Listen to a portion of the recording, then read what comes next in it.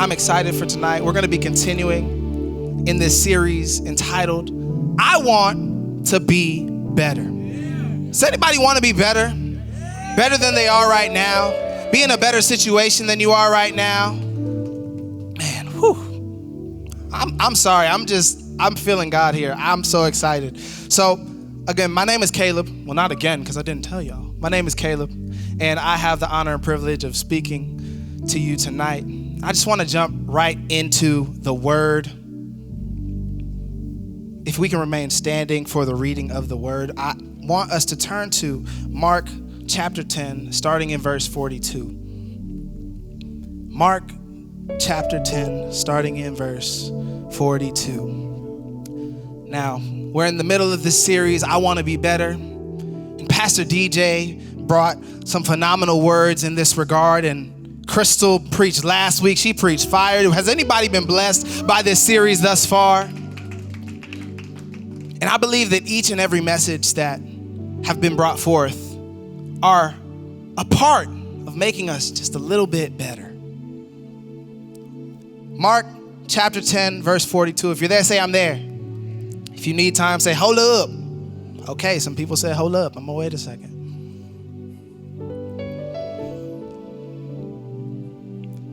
Mark chapter 10, starting in verse 42 says this: Jesus called them together and said, "You know that those who are regarded as rulers of the Gentiles lord it over them, and their high officials exercise authority over them." Say over them. Not so with you.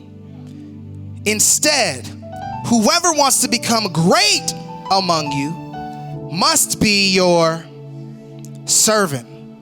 And whoever wants to be first must be slave of all. For even the Son of Man did not come to be served, but to serve and to give his life as a ransom for many. Tonight, if you need a title for this sermon, it is entitled At Your Service. You may be seated. Please take your seats. I will be highly uncomfortable if you stay standing this whole time. Your legs might even give out. At your service. Thank you so much. Can we give it up for the band, please? They let us into the throne room. God is here. Thank you guys so much. I have a question. Don't judge me for the question, okay? Has anybody ever been pulled over? Okay. I feel like there's some hands that didn't go up because, Anyways, so I have been pulled over a couple of times. Never gotten a ticket, thank the Lord, but I have been pulled over a few times. Have you ever gotten in trouble for doing nothing at all? Nothing at all. Like you wasn't doing nothing. Wasn't even thinking about doing nothing. But you just got in trouble for it. Well, combining these two things, I want to take you into a little story that I experienced. I was in college, and I like to go out at night because, as you know, this Florida heat is ungodly. And so I don't typically like to go out in the heat of the day. If I'm going to go and, let's say, take a walk in the park, I'd prefer to do that at night. Yes, that may be dangerous, but it's not more dangerous than the scalding hot sun, okay? So I took some time and I was like, you know what? I want to go out. I just want to debrief because there are some things, some assignments that were upcoming, and I just need to have a moment and talk. And so one of my friends and I, we drove over to the park and we were just parked there talking in the car. We're sitting there in the parking lot of the park, and all of a sudden we see these blue and red lights. Whoop, whoop. Look around. Couldn't be for us. We just sitting here in the parking lot of the park. So we see the lights. We think they're going past us, and they stop right behind the car. So we're like, this might be for us. So we're sitting there, and we roll the windows down because number one rule, if the police pull up, just roll the windows down. And so the police approach us, and they knock on the door. They actually knock on the door for whatever reason. And they say, "Hey, What are you doing here? We say, we're just sitting here talking. Is there a problem, officer? The officer asked a question following that. And can you guess what it was? It was a request more than a question. He requested identification and registration of the vehicle. Now, it wasn't my car, so I don't have registration. And so he asked for my license. And this is what I handed the officer. That's what I handed him. And as you can tell, I'm sure you can guess, I was arrested and I was locked up for a while. No, I'm joking. So that's not what I gave him. But what happened actually is a little bit more interesting. So I checked my pocket. Cool, I got Burt's Bees. That's nice. Check my other pocket. Cool, I got some lint. Officer, I do not have my license. How many of y'all know that's a problem? If the police pull you over and you don't have a license. See, the issue was in the scenario that they had no way of confirming my identity. Now, thank God, I did have one card in my pocket, and it was a debit card. Debit card with my name on it. I was able to tell the number and all that stuff that they took it. I was like, this is my name. I live right up the street. And thank goodness they let us go. They were like, all right, you don't need to be here because one, it's getting late, but we've heard of some robberies and things like that happening in this area. And I was like, thank you, officer. And I'm telling you much more politely than it went. This is the abridged version. But the issue that the police had with me was that they couldn't confirm my identity. You see, identity is critical. Identity is critical not only to know, but to embrace. You see, the identity is the fact of a person or thing being who or what that thing or person is. It also is what distinguishes one person from another person. That's what identity is.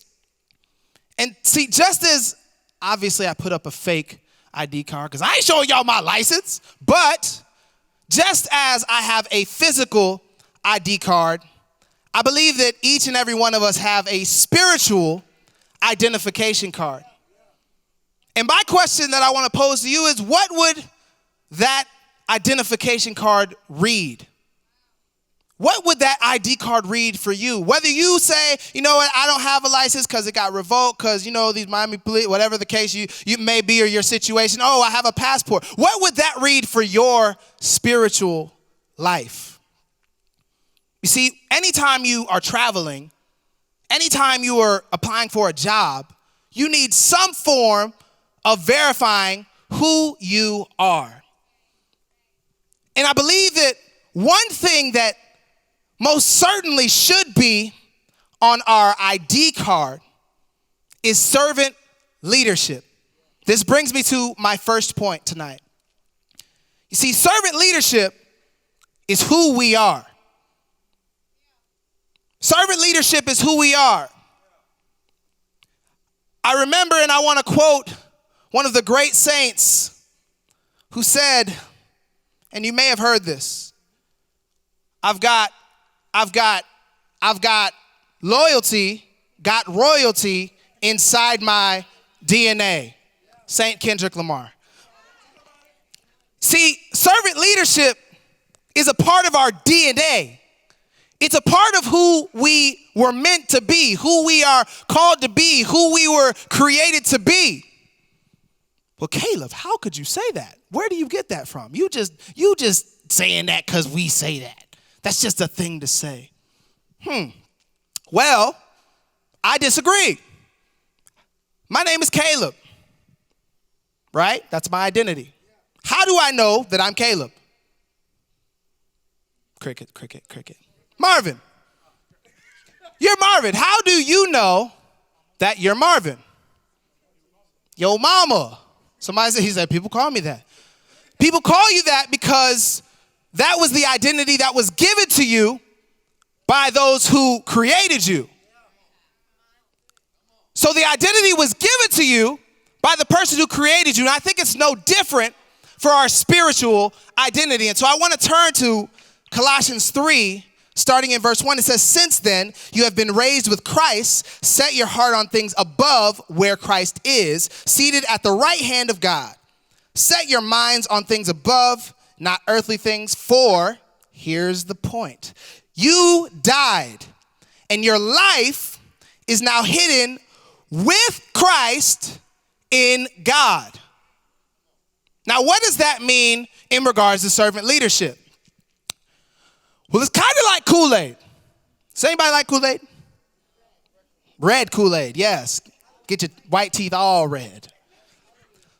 So when you're making Kool-Aid, you take the packet, you shake it in the water, you take the sugar, you dump it, you dump some more, you dump some more, okay? And if anybody makes it any other way, I'm sorry, you've been doing it wrong your whole life.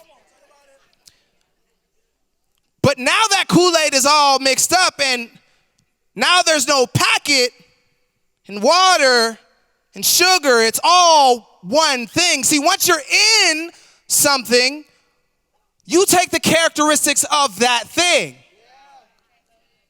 Once you're in something, you take those characteristics. So if in Colossians it says that we are in God, we are with Christ in God, then we take on the characteristics of God by that equation.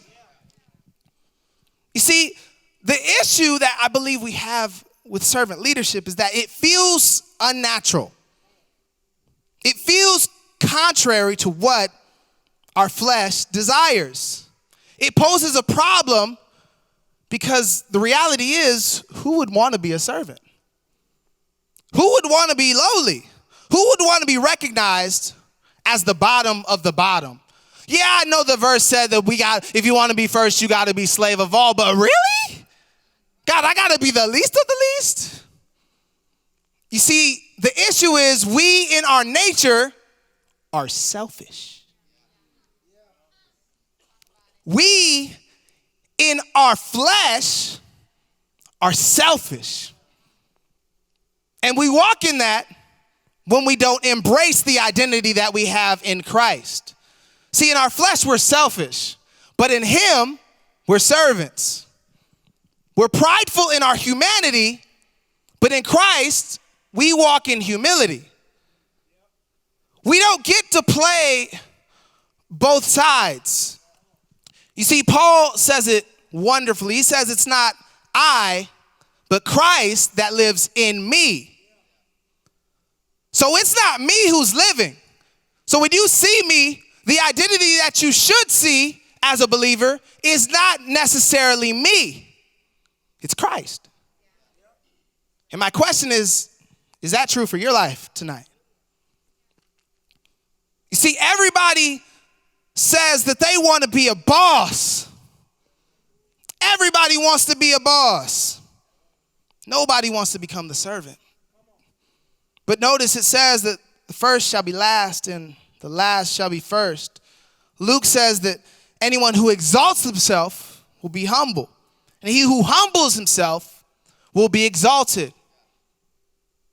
Been looking for that exaltation? Serve. You've been looking to be uplifted? Serve. You've been looking to level up? Serve. I think another issue, especially in this time that we have with this whole identity piece and being in Christ and with Christ, is our individuality. I was having a conversation with Rick the other day, and what we came to understand in this conversation was that the truth is people want to work so hard to be different. But sometimes we try so hard to be different that we just end up looking like more of the same. We get so caught up in saying, no, I want to be unique. I want to be me. I want to be different.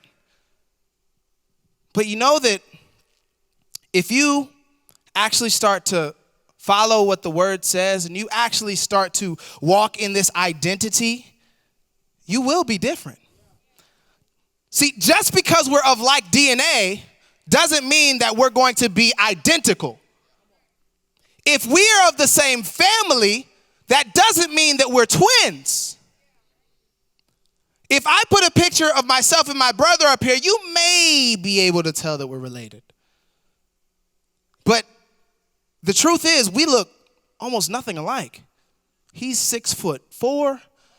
I am 5 foot. Don't laugh at me, okay? But the truth is, we still keep our individuality, though our identity is with Christ. Because we are in God with Christ, we could say, as Christ is, I am. As Christ is, I now am. This is this new nature that we get to walk in. It says that our old is dead and gone. We are a new creation. And with that new creation comes new DNA. In our flesh, so selfish. But with God, we can walk in humility and be a servant. See, I've heard this phrase so many times. Well done, good and faithful servant. That's used in the parable of the talents. But my question is, why is it that when we do our exhortations and we hear this quote, we say, I want to get to the end of my life, and God say, well done, my good and faithful servant, but you ain't been serving. How can you want to hear, well done, good and faithful servant, if you haven't been serving? It has to be a part of who we are. See, identity, it's regardless of your role or your title. It's regardless of the labels that people have put on you. And see, I believe that sometimes we start to adopt the identity that others have said about us instead of what God has called us to be. We start to believe the lies of the enemy. And the truth is, if we walked in who God said we are, we would see our lives much more fruitful, much more happy, much more excited. We would walk in everything that God has for us. See, servant leadership is indeed who we are. But this brings me to my second point, which is who you are drives what you do. Who you are drives what you do. See, identity is not limited to what you do. In fact, the truth is, if it is who you are, then you find a way to do that in spite of your role. Give you an example. If you're creative, you find yourself in a role where you're sitting behind a desk. You come in at 9, you leave at 5, sometimes 6, 30-ish. The truth is, you will find yourself very unhappy at that job because you're not being able to be who you are. You're not able to do things that connect back to your identity. And so you find other creative ways to stay creative. Same thing if you're athletic. If you're athletic, you might find yourself doing things that are more athletic. It could range from becoming a professional football player to opening up a gym to going to the gym every day. But the truth is that your identity and who you are drives what you do. And this is where, on the flip side, this kind of out of character piece comes in. So sometimes we behave in alignment with who we know ourselves to be. Sometimes we behave in ways that are outside of who we know ourselves to be or who we claim to be. Now, I was in high school, and in high school, I was hanging out with the wrong crowd. I was kicking it with my friends, and they were like, let's skip. I was like, okay. They were like, let's smoke. I said, okay. So we left school and went to a warehouse up the street from my high school. And we were in there, and we were hanging out, and we were chilling, and we were like, oh, this is great, this is cool. But something was off about the scenario, and a few minutes following our entering this warehouse, we found ourselves surrounded by almost half of the police squad. I've had a lot of run-ins with the police. I don't know, man, goodness, 2 police stories in one night, Caleb. So they made us get on the ground, and it was a tough situation. And they called the police officer from my school. As you know, schools have police officers. They called the police officer from the school, and the police officer came up to that warehouse. And I'll never forget what this officer said. He said, "You, I expected. You, I expected. You, I expected." And then he looked at me. He said, "You, I would have never expected you to be here. I would have never expected you to be here right now." Why was he able to say that? Because who he knew me to be was not how I was behaving. So how do we behave as servant leaders?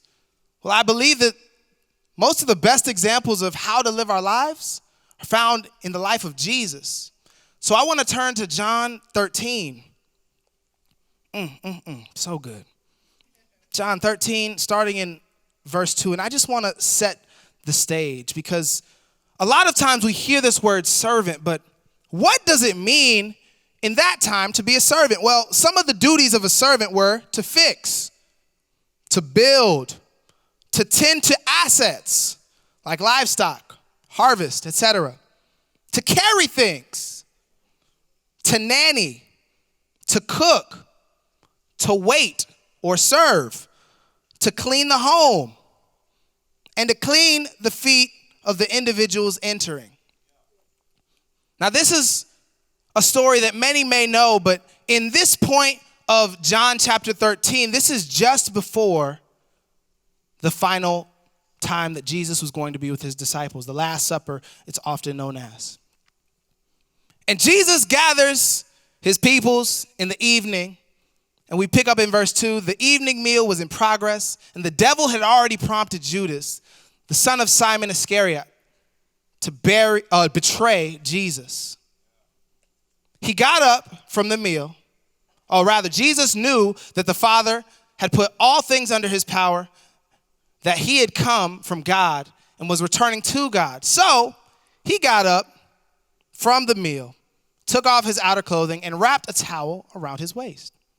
After that, he poured water into a basin and began to wash his disciples' feet, drying them with the towel that was wrapped around him. Now, this is significant because, at least to me, washing feet is nasty anyway. I don't know about y'all, but I don't really like feet. But the thing of this culture is that our shoes are very different from their shoes. Most wore sandals, and those who were impoverished were barefoot. And so I'm a visual person. And so what I imagined that their feet looked like was something like this. It looked bad, rough, crusty, dirty, disgusting. And don't throw up. I just want to create an image for you so you understand what Jesus did. And for this next portion, I want to call my friend Brian up to the stage. Can we get up for Brian? Come on up. Whatever's easiest. Oh, jumped up. So let's really delve into this picture of what Jesus did. So they're hanging out at dinner, sitting around a table. But at this time, they didn't sit around a table with a chair. They sat on the ground. So Brian, sit on the ground for me. So everything was already lower. I want to paint this picture. I'm going to have him sit in a chair because it's more comfortable. But I want you to understand that everyone was sitting around the table on the ground. And Jesus, the Son of God, says, you know what? Nobody's washed the feet of anybody. So he wraps a towel around himself, and his disciples are there, and they're all wondering what Jesus is doing. Why is Jesus grabbing a towel and getting prepared to wash their feet? and he washes. Do you see what I'm having to do right now? Not only is it uncomfortable because I don't like feet, but it's uncomfortable because I'm having to bend. I don't know if y'all got that. See, it's uncomfortable because I'm having to bend. See, Jesus had to bend to wash the disciples' feet. See, if Jesus bent to serve, why are we so stubborn in our ways? Some of us won't even bend our schedule to attend something that we've been invited to. Some of us won't bend our expectations so that we can actually go out of our way and serve the people of God. We're so unwilling to bend. We have other people and we want them to bend over backwards for us. Oh, I was only 5 minutes late. Oh, no, I'm sorry, I got caught up. I didn't text you back a week later. Oh, Sundays, I'm busy. Oh, no. Oh, y'all got 3 services? I got 3 appointments. I can't do it. Some of us won't bend at all, but Jesus gave us the greatest example. He bent down and did the dirty work. Are we willing to do the dirty work, Rendezvous? Are we willing to get down and uncomfortable to serve our community, to serve our church, to serve those that are in our lives?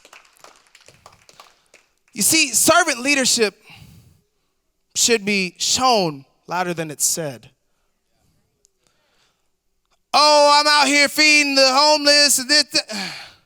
I'm not saying don't post things because it's great for people to understand and know what you're doing. However, some things should be done in silence.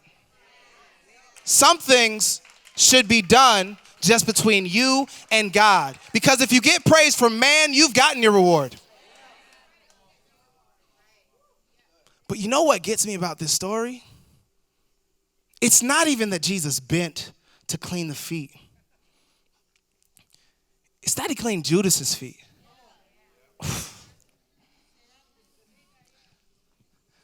Jesus cleaned all of the disciples' feet, which means he cleaned Judas's feet. He bent for someone who was going to betray him. He served somebody who was about to put him on a cross. See, it's easy for us to serve those that we like. It's easy for us to serve those who we get along with, or, oh, we mesh, or, oh, I feel that. It's a lot harder to serve people who don't like you, people who hate you, people who talk about you. Oh, Caleb, but you don't know my coworker. Oh, Caleb, but you don't know my situation. The word says that we need to love those who hate you and pray for those who are your enemy. Jesus bent and cleaned the feet of his enemy because he knew what was being portrayed in this moment. He knew what was going on in this scenario, and he knew the picture that he was painting for the disciples. See, bending is uncomfortable, but it's necessary if you're serving. See, the truth is, I've had some scenarios where there were people that I didn't really flow with and click with that I had to serve. I'm serving on a team, and there was somebody who gave me nothing but trouble, challenging everything that I said. I'm just like, you know what? I love you. I love you. I love you so much. And the time came around for, I believe it was their birthday or some holiday. And you know what? The Lord prompted me to get them something. I was like, God, my money? No, he was like, no, my money. Oh, okay. All right, God. All right, you got me with that. So I got them the gift, and I just left it in a place where they would be able to find it. I was like, hey, by the way, I was like, hey. They're like, hey. It's like, hey, there's something for you, and I just want you to make sure you don't miss it. It's over here, whatever the case is. And you know, in me serving them and in me being willing to go out of my way to do something that was kind for them, that was nice for them, guess what? Our whole relationship changed. Because I was willing to do something that was uncomfortable for me in my flesh, something that I might have been too prideful to do. We got to bend. We got to be able to do the dirty work. Because there's a kingdom that's being built. What's building without a little dirt? See, the truth is, if we want to reach the heights that God has called us to, if we want to reach everything that God has called for us, we have to bend to the depths in servitude. Can we give it up for Brian one more time? Thank you so much. Dry your feet off. Don't leave no wet footprints, please. I'm a slip. The truth is that serving others honors God, regardless of if they like you or not, regardless of if you like what they say about you or not. Now, I'm not saying don't use wisdom, because God gave us wisdom. So if you're being used and abused, use wisdom. But if you're being used, then God might have just answered your prayer. God, use me. Whatever way possible, God, use me. Then somebody asks you for $5, you're like, no. And as the band comes back up, this brings me to my third point, which is what you do reflects whose you are. I love food. I do. It's a fact. I love food. And I was out with one of my mentors one point, and we went to a restaurant. And it wasn't like a low-class restaurant or anything like that. It was like a mid-range restaurant. So we went there, and you know how you go to the counter and they say, wait here to be seated. So we waited there. And we waited there, and we waited there. And at some point, we had to go to the bar area and say, hey, is there anybody who can seat us? It wasn't Olive Garden. Okay, so we were waiting, and finally somebody came to seat us. And then we were waiting some more, Then they finally came, and they asked us what we wanted to drink. I got a lemonade because I'm from Atlanta. Or I could have got a sweet tea, but I got lemonade this time. And they brought our drinks. We ordered our food. It took longer than expected. And my mentor's order was wrong. It was not as he asked it to be. And so he's like, you know what? Don't worry about it. I'm going to just eat it, whatever the case. I was like, no. We are going to talk to the manager. And he's already starting to eat it. So I'm like, all right, fine. I guess eat it, and I'll talk to the manager afterwards. So at the end of the meal, oftentimes the managers will go around and say, hey, how was your meal? How was the service? How was everything? And so the manager came around, and I did not withhold. I said, sir, food was wrong. Took us almost 10 minutes to get seated. This was not a pleasant experience. He said, oh, I'm so sorry. This was your experience. Hold on one second. They went to the cash register. Doot, doot, doot, doot. Cool. And they brought me an updated check with a different price than original because they compensated, right? Has anybody ever been compensated at a meal because they got something wrong? I hate/love when that happens. But my question to you is, why did they compensate the meal? Because it was an inconvenience for me? I think that's part of it. But as I was preparing for this sermon, God said this to me. He said, you know why they compensated your meal? Because poor service is a reflection of poor management. Poor management is a reflection of poor ownership. Is what you're doing in your life reflecting the ownership that you claim?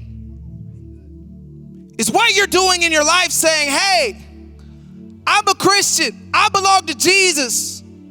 Or is it saying I'm out here living my best life, living like there's no tomorrow? This is my life. You see, as we said, we are in the identity of Christ because we are Christians.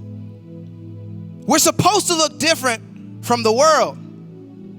See, the issue with identity is we're so focused on looking different from each other when the reality is we're supposed to be looking all more like Christ. You see, there has to be a distinguishing factor between the world and us. See, John 13:35 says that by this, everyone will know that you're my disciples, if you have love for one another. So having love for one another is an identifier for you being his disciple. What does your love look like for those in your life?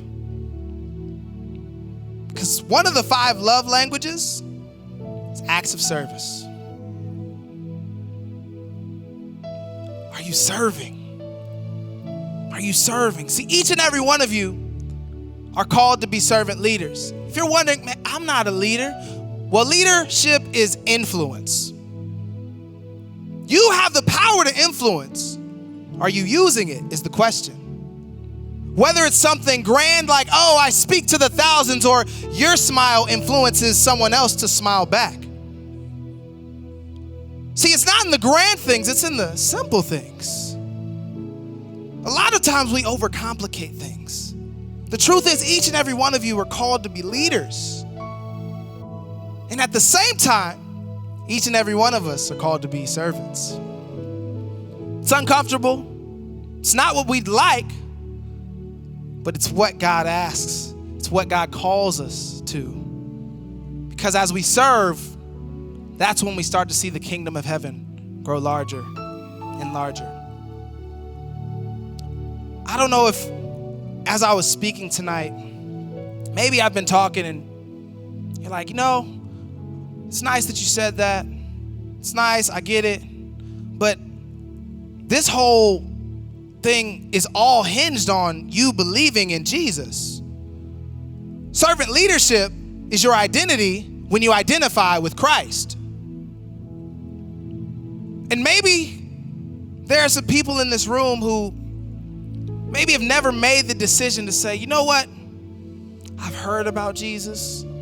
I've been to church. Maybe I haven't been to church, or I went to church before, but now I want to really, really, really say, you know what, Jesus, I'm for you and not for myself. You want to say, you know what? It's not I that live, but Christ that lives in me. With every head bowed and all eyes closed across this room,